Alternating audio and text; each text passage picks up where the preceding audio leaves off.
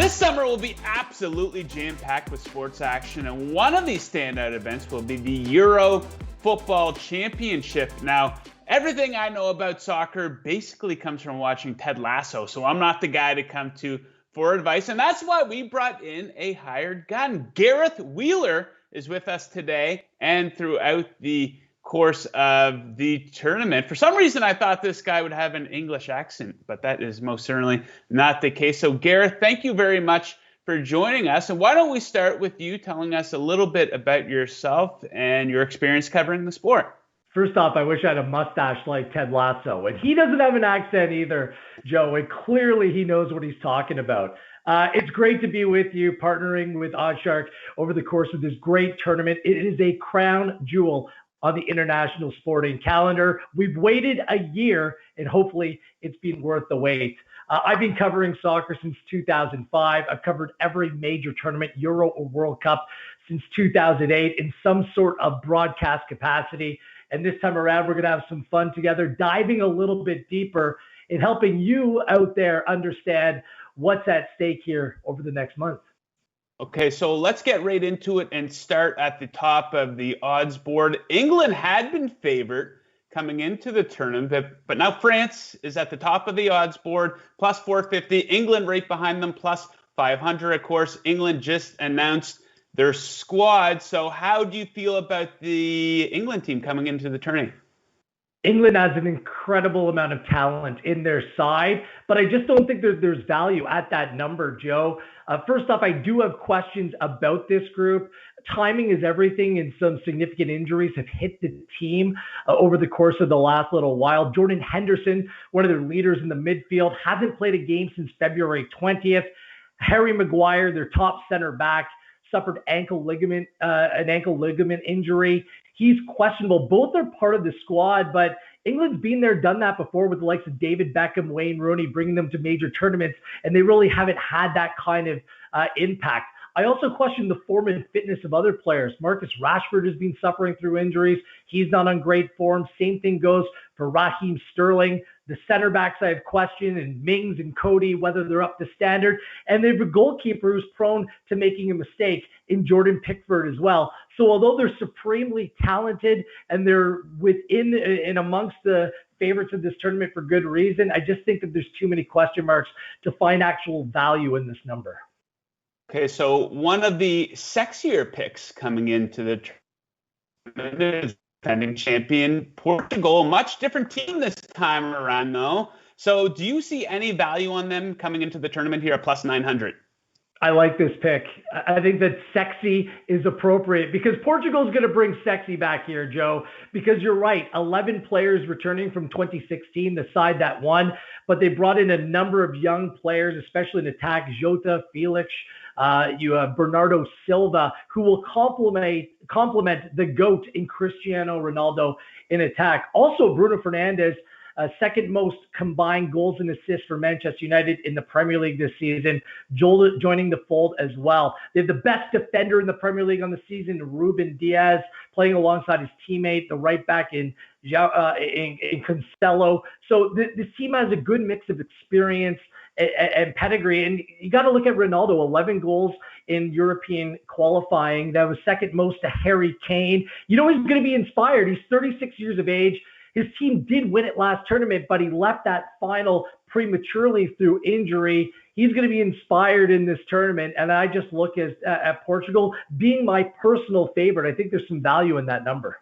Very nice. Okay, so speaking of Portugal, they're in Group F, which looks like the toughest group of the entire tournament. Of course, we have Germany plus 130 to win the group, followed by France plus 140, Portugal there plus 325. So any thoughts on who wins this group, or do you think it's just a complete stay away as far as the futures bet is concerned, considering that any of those three teams can win the group?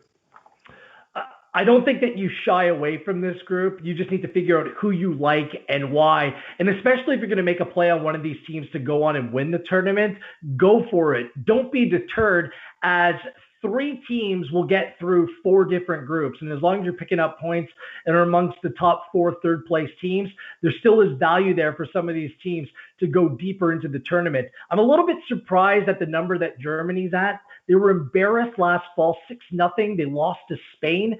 Their head coach, Yogi Löw, is leaving the program after this tournament. It screams a little bit of desperation. He's recalled 2 players that he sent away, and Thomas Muller up top and Mats Hummels, the center back. I just don't think they're on great form right now. And I think there's more questions than answers when it comes to that side. For France, I mean, there's no denying their threat and attack, probably the best attacking players, complement of players in this tournament, but they have a goalkeeper who's prone to a mistake as well, and Hugo Lloris.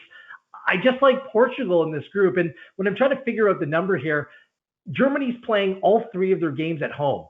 So potentially that's why that's going to play in their favor. But also Hungary, who's also the forgotten team in this group, they're playing 2 of their games at home as well. And they're on a 9-match winning streak. And they did well, undefeated streak, I should say. And they did so well at Euro 2016, advancing from the group. They're a little bit of a dark horse here. And I do think you can find some value in Hungary, despite them missing their top player in Dominik Szoboszlai for the course of this tournament. So look out for Hungary. They're plus 500 to advance from the group. Hungary is.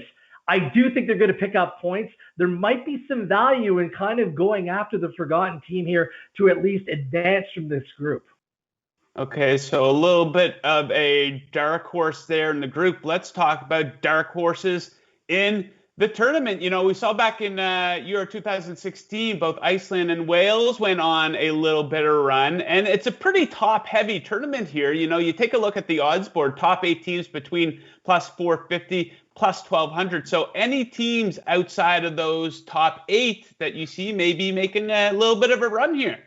You're right, Joe, because Wales, Croatia, and Hungary all won their groups in Euro 2016. So everything isn't straightforward, and this is a very unusual year because of the fixture overload for a lot of these players coming into this tournament. I do like 3 different teams for different reasons. One, I will put a little bit of an asterisk on because I know they're popular amongst the public, but I'm not quite sure. Let's start with Denmark.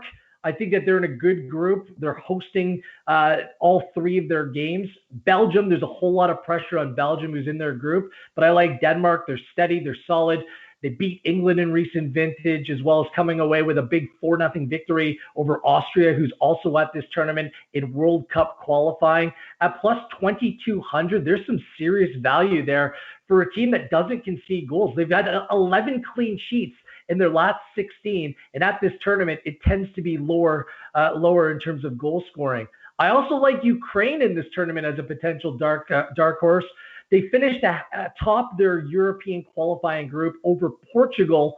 They beat Spain back in October as well. So I do think that they're solid. Familiarity breeds success in this tournament, and 17 players in the squad come from 2 teams, Dynamo Kiev and Shakhtar Donetsk. The question is who's going to score goals. I really like a player named Malinovsky. He plays for Atalanta. He's not an out-and-out striker, but he plays a little bit in behind. He can provide some goals.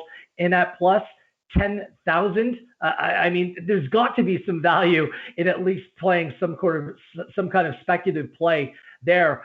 The popular team, and I'm not so quite sure, is Turkey. They're very talented. They've been on fire in World Cup qualifying. They beat Netherlands and Norway convincingly in recent months. I just think they concede too many goals. They drew Latvia 3-3 just a few months ago. It's not a great result, and I think it shows their defensive frailty. Plus 5,000, there will be takers, and they're in an ultra-competitive Group A as well with Italy, Wales, and Switzerland. So it's a little bit too tough for me, but if they do get out of their group, they can make some noise. Okay, so another popular bet type coming into the tournament, of course, is top goal scorer prop betting. And Harry Kane finds himself at the top of the list here, plus 600. So how do you feel about his odds of winning the Golden Boot? And is there any red flags maybe that bettors should be aware of? He's worth the shout. And if you think that England is a team that can go deep in this tournament, then Harry Kane is the play. The Golden Boot winner at the last 3 tournaments has gone on to play in the final. So obviously the more games you play, the better odds that your player, especially a striker like Harry Kane, will pick up goals. He was the Golden Boot winner at the 2018 World Cup. He's the penalty taker for England as well. 3 of his goals were penalties. If you watch that tournament, the goals weren't pretty, but he's really the only established number 9 in that England side. So he will play. He will get the minutes. He will get the chances. So Harry Kane is worthwhile to make a play on. But I'll give you a couple other names that I like. Cristiano Ronaldo, I already mentioned him. Why not? He takes all the set pieces for Portugal. I think that they're going to have a top tournament as well. He's the talisman for that side. So I think Cristiano Ronaldo at plus 1,000 probably makes a lot of sense. What about Alvaro Morata, the number 9 for Spain? Had a very good season with Juventus this year, playing alongside or in a reserve role behind Cristiano Ronaldo. But he's a preferred option for Spain, another team that I think has all the makings of going deep in this tournament. Plus 2,000, there's some value there. And if you want an absolute long shot, Burak Yilmaz, the Turkish striker, just won a league title with Lille in France. He's at plus 6,600. I mean, he scored goals. He was their top goal scorer. He scored a hat trick recently for Turkey. He will lead the line for that country. He's a little bit older, a little bit bigger, but I'm expecting some big performances from him at this tournament as well.